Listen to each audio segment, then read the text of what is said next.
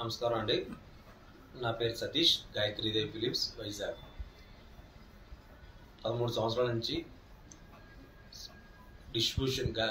Film distribution maintain చేస్తాను వైజాగ్లో. చాలా సినిమాలు చేశాను.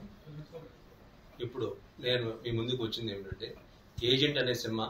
నేను శంకర్ అనిల్ గారు మరియు కరికపాటి కిషోర్ గారి దగ్గర 30 కోట్లు ఇచ్చి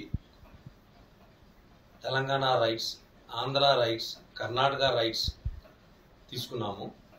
కానీ వాళ్ళు నాకు అగ్రిమెంట్ ఇచ్చి దాని ప్రకారం ఇవ్వకుండా రిలీజ్ ఆర్డర్ గట్రా ఓన్లీ వైజాగ్ నిమిత్తమే నాకు ఇచ్చారు. ఇది కొద్దిగా మోసం చేసినట్టు అనిపించింది కాబట్టి నేను కోర్టుకి ఆశించాను. నాకు లెటర్ ఆఫ్ అండర్స్టాండింగ్ ఇచ్చారు వాళ్ళు. దాన్ని బేస్ అయ్యి నేను కోర్టుకి వెళ్ళాను. తదుపరి మా లాయర్ గారు మాట్లాడతారు. నమస్కారం అండి. ఏజెంట్ సినిమా డిస్ట్రిబ్యూషన్ విషయంలో జరిగిన పొరపాటు గురించి మీకు తెలియజేయడానికి సతీష్ గారితో పాటు మీ ముందుకు వచ్చాను. సతీష్ గారు 30 కోట్ల రూపాయలకు గాను ఆంధ్రప్రదేశ్, తెలంగాణ, కర్ణాటక సినిమాలకు గాను డిస్ట్రిబ్యూషన్ రైట్స్ తీసుకున్నారండి.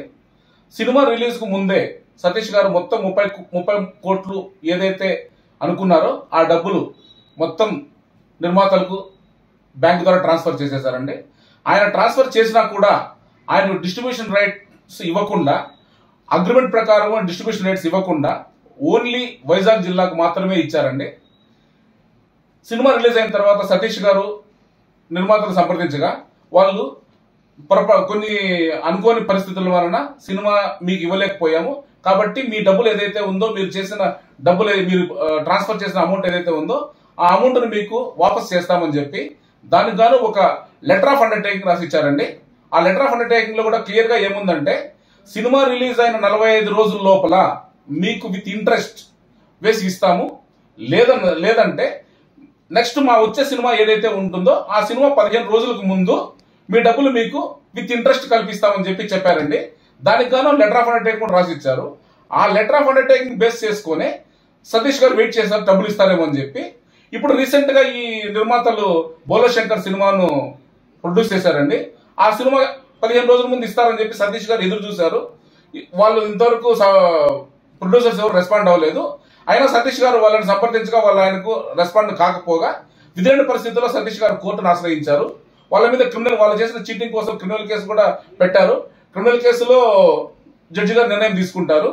ఇదే విధంగా బోలో శంకర్ సినిమా ఆయన డబ్బులు చేరేంత వరకు సినిమా స్టే చేయమని చెప్పి ఆయన కోర్టును ఆశ్రయించారు. ఆ కోర్టులో ఈ రోజు వాదనలు జరుగుతాయి. వాదనలు జరిగిన తర్వాత కోర్టు ఏ నిర్ణయం తీసుకుంటుందో ఆ నిర్ణయానికి సతీష్ గారు కట్టుబడి ఉంటారండి. అందుకోసం అని చెప్పి ఈ లోపల సతీష్ గారి గురించి సోషల్ మీడియాలో అవాకులు చవాకులు పేలుతున్నారండి. ఆయన ఫోర్జరీ చేశాడని చెప్పి, ఆయన మోసగాడని చెప్పి చెప్తున్నారు. ఇది మంచి పద్ధతి కాదండి. ఇది మన ఫిల్మ్ ఇండస్ట్రీకి కూడా ఆయన బాధను ఎవరు అర్థం చేసుకోకుండా ఆయన గురించి సోషల్ మీడియాలో చాలా బ్యాడ్ గా మాట్లాడడం పద్ధతి కాదు. ఆయన ఆల్రెడీ కోర్టును సంప్రదించారు. కోర్టు నిర్ణయం ఏమొస్తే దానికి ఆయన కట్టుబడి ఉంటాడు. సో కాబట్టి ఈ రోజు కోర్టు నిర్ణయం తర్వాత అన్ని మీ ముందుకు వచ్చి ప్రెస్ మీట్ పెట్టి మీ ముందుకు వచ్చి అన్ని విషయాలు మీకు చెప్తామండి. ఈ లోపల దయచేసి సతీష్ గారి గురించి ఎవరు ఏమి మాట్లాడుకుంటుంటే మంచిదని కోరుకుంటున్నాం. నమస్కారం అండి.